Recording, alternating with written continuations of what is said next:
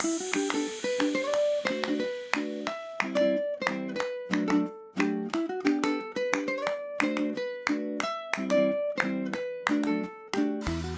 super great kids, and how are you? I wonder if you danced around any maypoles or saw any fairies last weekend.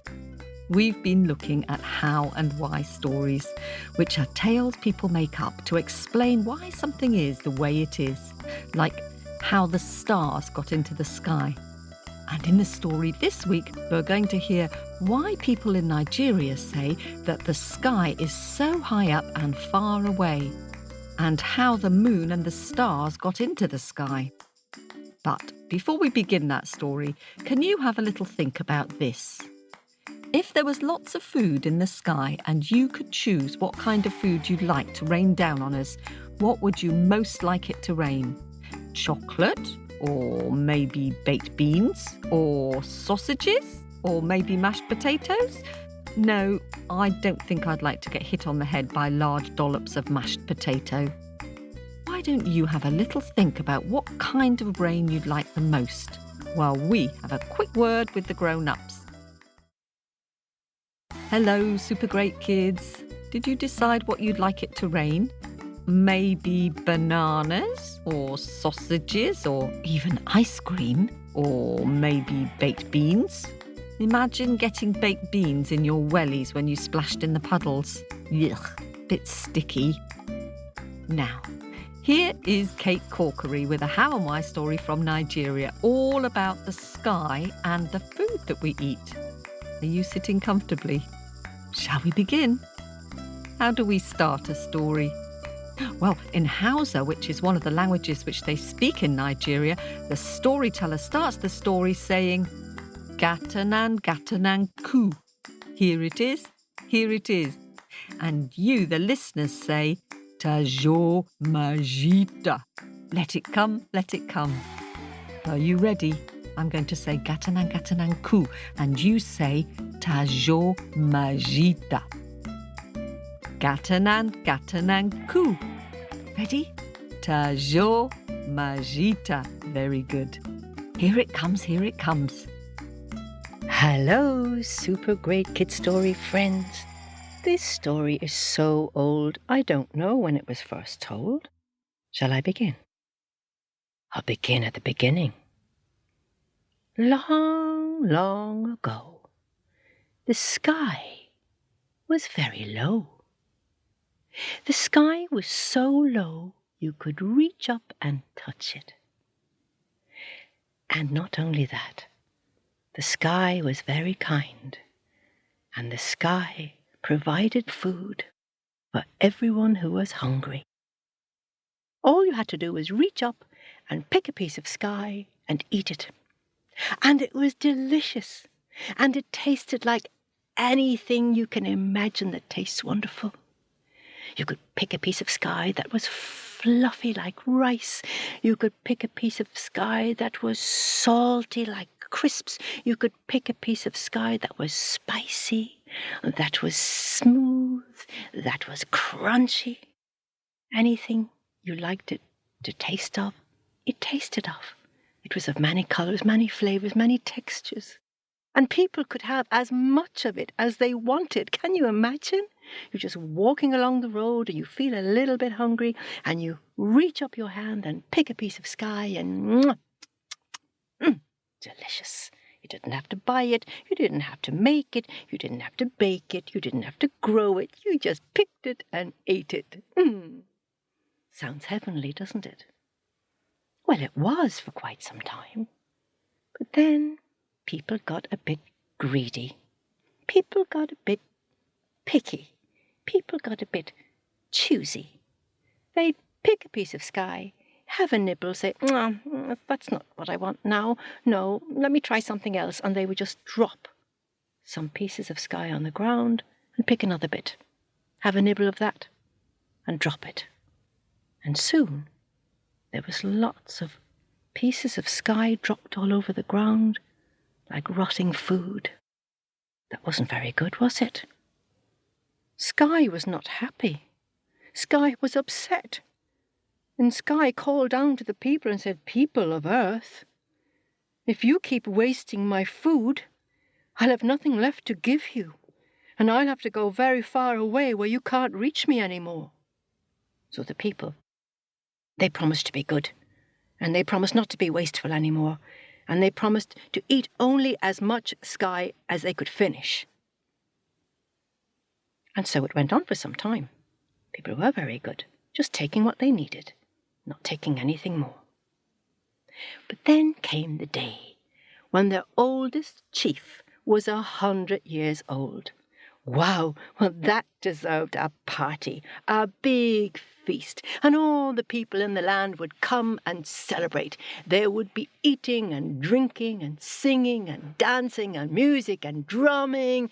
Oh, everybody looked forward to it. And everybody was asked to bring a piece of food, bring any piece of sky that they would like to bring to the party. If you were there, what would you have picked? Would you have picked a piece of lemon pie sky, ice cream sky, beef burger sky, spaghetti sky, pasta sky, pizza sky? Oh, I bet you have lots of ideas. Pea sky, broccoli sky? Well, people chose all the different colours they could find, all the different textures of beautiful food, fruit, vegetables, meat, fish, everything that they could think of, and soon the tables were laden with delicious food. And everybody came to this party dressed in their finest clothing, and they were all looking forward to the big celebration. One of the people who came to the party was a lady called Osato. Now, Osato was a fine lady, but she was one of those people who was never quite satisfied with what she had. She always wanted something else. For example, she came to the party in a beautiful cotton dress, but she wished it was silk. She was wearing lovely jewellery made from beads, but she wished it was made of pearls. And everything she had to eat, she thought that maybe something else would be that bit nicer. Well, she spent her time at the party, eating and tasting everything there was on all the tables, and she was dancing and singing with the rest of them. And the party, it went on all night. The drumming and the dancing continued all night until morning. And it was morning time when people were making their way home. By that time, Osato was a bit tired. Her feet were aching from the dancing. And she thought, oh, it's a long walk home to our house. And as they walked out into the morning air, she looked up at the sky, and the dawn was pink and yellow and orange. It made her feel a little bit peckish. Oh, I have a long journey ahead, she thought. I need a little something, a little pick-me-up, so I can walk home. So she reached up into the sky, and with her finger she took a little taste of pink sky. It was like a watermelon. It was juicy. It was delicious. It whet her appetite for more. So then she reached up and she took a slice of dawn sky. It was orange, and it tasted like orange and mango and pineapple all in one. It was juicy and succulent, and delicious. Oh, she said, that's nice. It's waking up my appetite. It's time for my breakfast. And then she reached up even higher, and with both hands she tore a piece of sky down. But this piece of sky was big and round like a giant pancake. And she tore it down, and it was so big that it covered the whole village. Oh, said Osato. I think I've taken too much. I don't know if I can finish this huge sky pancake, but let me try. So Osato started to nibble the edges.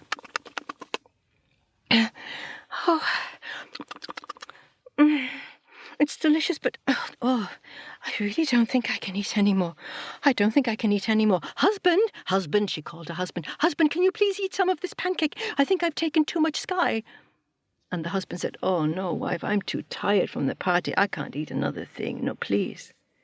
And she called her children, everybody, eat some sky. Come on, eat up, everyone. And the children tried to eat, but they couldn't force down another mouthful. She called the villagers. Please, friends, villagers, neighbours, please eat some Sky. Sky will be angry if I waste anything. Please eat. But nobody could eat any more. They'd all had enough. Do you think Sky was happy? No. Sky was very sad. Sky was upset. Sky was angry. Sky said, "You have broken your promise to me. You promised you would no longer waste my food, and now you have. And now I must go. Now I must rise up higher and higher where you cannot reach me. So, my people, I say goodbye. You can no longer pick food from my sky." And the sky began to rise above the treetops, and rise above the hills, and rise higher and higher above the tallest snow-capped mountains, and it kept going high and high and high in the air, where it has stayed ever since. We cannot reach the sky anymore. We cannot pick food down from the sky, can we? No. Those days are gone. And you know, since that day, at night, you can see all the food that was taken. You can see the holes in the sky where the stars peeped through. You can see the big, round hole where the moon shines out now, of the big pancakes she tore from the sky. But Asatu, she cried and begged Sky, "Please forgive me, Sky. I didn't mean to waste your food. Please forgive me. What shall we do now if none of us can eat your food? What will the children eat? Please, can you help us?" But the Sky did not answer. And Asatu got down on her knees and begged, "Who will help me now? Who will help me feed the children?" And just then she heard a voice. "I can help you." "Who said that?" said Asatu.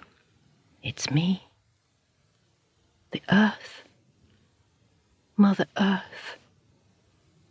I can help you, if you agree to help me." "But how can we help you?" said Asatu. "You can help me by learning how to care for the earth, by learning to plant seeds and help them to grow, by taking care of the plants, the trees, the fruits that I can grow for you." And Asatu agreed, and the other villagers agreed, and the children agreed that they would learn how to care for the earth. And the earth sang a little song to help people remember. "Rain wet me, sun dry me, wind blow my hair. Night calm me, day wake me, Mother Earth shows she cares, shows she cares. Rain wet me, sun dry me, wind blow my hair. Night calm me, day wake me, Mother Earth shows she cares, shows she cares. Mother Earth shows she cares everywhere.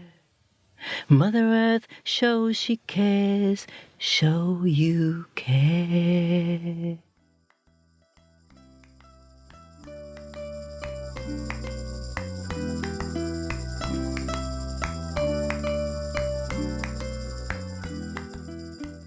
Thanks very much to Kate for that story. I wonder if you've ever planted something and watched it grow. I grew some vegetables for the first time last year, and I was amazed to see them unfurling out of the ground. Try it if you haven't already. Sunflowers are fun to grow. They're a bit like Jack's beanstalk. They grow so tall. Now, it's time for me to dip into my bag of happies and say some thank yous. First of all, I'd like to say a very big thank you to all our subscribers. You are helping us to keep making this podcast. A big thanks to Ko-fi subscriber Zachary, and to Ike from Los Angeles, and to Ellie and Maxwell, who are also from Los Angeles, And to Apple subscribers in Sydney, Australia, Michael, who is 9, Anastasia, who is 7, and Samson, who is 3. Anastasia sent us 2 super great pictures of Anansi and the hot pepper soup and Goose Girl. You can see them and all the other pictures that we'll mention on our Facebook page at facebook.com/supergreatkidstories. Let us know if you're a subscriber and you'd like a mention. And thanks for some really lovely reviews to Hazy Alders and to Hamdugger, I hope I've got that right, in the US, and Ines and Anya in Australia. It's lovely to read your reviews. Thanks to all of you who took time to review us this week. If you'd like to give a one-off donation of any amount on Ko-fi or subscribe to our podcast on Patreon and get bonus stories, early access and ad-free, then go to our website on supergreatkidstories.com. Or to subscribe to Apple, go to Apple Podcasts. Now, you've all been drawing up a storm and sending wonderful pictures of our stories for us to share. So here's some thanks to you super great kids who've been sending in those pictures. Celine, who is 7, has drawn a beautiful picture of Fiorishka and the magic water. What great talent you've got, Celine. Your use of colours for the clear water all around the palace is very effective. Thank you very much. And thanks to Ashley, who is 5 from Wellington in New Zealand, who shared 2 pictures, how the birds got their colours and the 3 wishes. I love the way you told the stories through pictures and turned them into a sort of story map, which helps to remember the story. I wonder, Ashley, if you've tried telling the beginning of one of your stories. And thanks to Ayla from Portland in Maine for your picture of Stick Woman. I love the way that Stick Woman looks very confident with her hands on her hips and the way she's dressed in a sort of red sari. The Stick Woman story is a bit like Little Red Riding Hood, isn't it? Hello and thanks to Lydia, who is 4 from Herbert in New Zealand. Lydia has sent a picture called Kim Sees the Penguins. Lydia, you're making up your own stories. I wonder what happens next in that story. Thanks for sharing that. And thanks for the pictures of the penguins. And Maya, who is 8 from Essex, has sent a gorgeous picture inspired by the Blind Man and the Hunter story. I love your bird of paradise, Maya. And I like the way you've drawn the ruffled feathers on your bird. Thanks for sharing your picture. Glad to see you're keeping up your drawing. And Lorelei from Braintree in Essex has sent a very clear picture of Coyote and the big old tree. I love all the labels you've added, Lorelei, like tree moving. I wonder if you could tell your own trickster story. Thanks for sharing that. Eli, who is 5 from Penzance, loves the story Buki Dances the Kokioko, which he sings with his younger brother Rafi on their way to school. Eli has drawn a great picture of the story showing Buki dancing and singing. Good writing too. Thanks, Eli.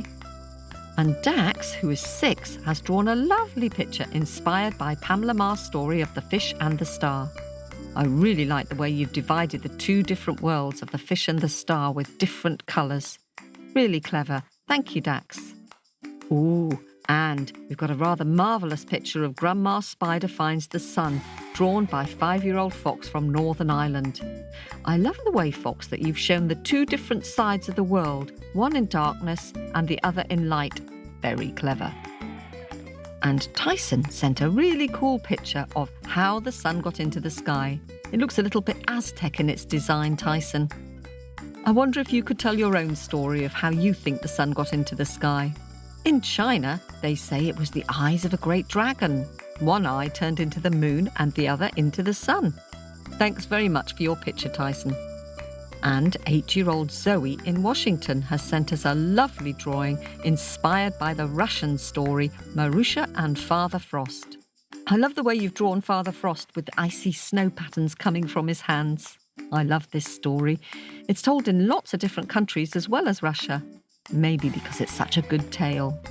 And thanks to Sylvie, who is 4 from Massachusetts in the US. She's been colouring how the rainbow got into the sky from her Super Great Kid Stories colouring book. Lovely bright colours, Sylvie. Glad to see you're enjoying it. If you'd like to see these pictures, they're all on our Facebook page at facebook.com/supergreatkidsstories.